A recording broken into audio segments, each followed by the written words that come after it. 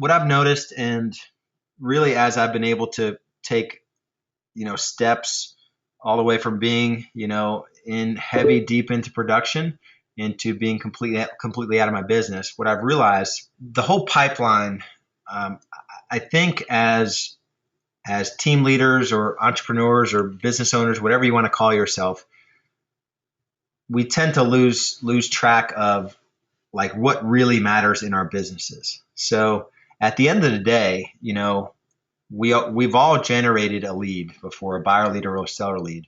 We've booked an appointment. We've secured the listing or the buyer relationship through a loyalty agreement or a buyer broker agreement. We've closed a buyer or a seller, right? And we've gotten referrals. So that's the entire business right there.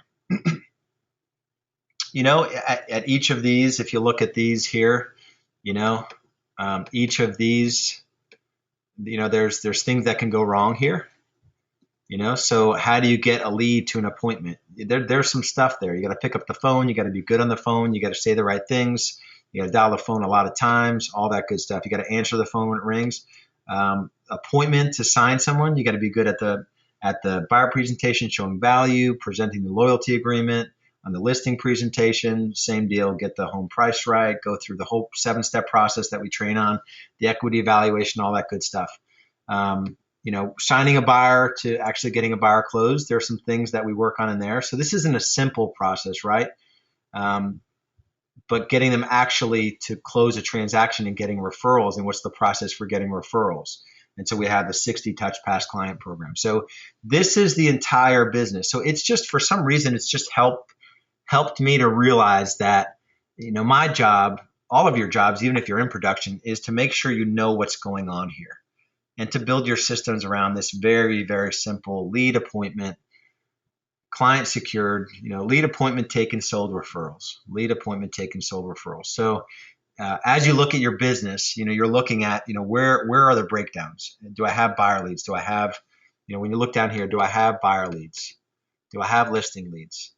Am I converting my buyer leads to the appointment? Am I picking up the phone? Am I doing this thing here? Listing appointments. Am I getting listing leads? That's a bit of more of a struggle for some of you. Am I getting listing appointments? Am I securing those appointments? What's the rate of securing those appointments? And all of these are ratios. So you got buyer leads, come to buyer appointments, buyers taken, buyers sold, and then referrals. So it's just been a good framework for me to work from, to be able to look at my business as this is really all it is. And there's stuff ahead of here, right? So there's marketing, there's online, there's Craigslist, there's pay-per-click, there's yard signs on the buyer lead side. We do expired, FSBOs, we do some geographic farming, we do radio, we do some TV, referrals, past client, SOI, go for no on both sides here.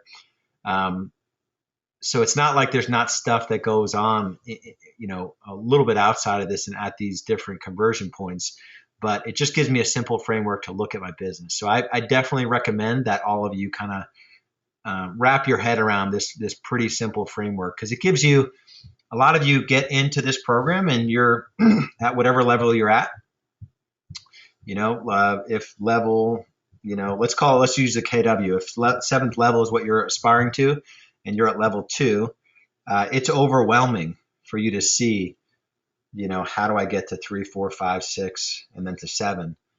But when you look at it this way, this is all that matters. When you're at level 1, you're at level 2, you're at level 7, this is all that matters. It's the entire business.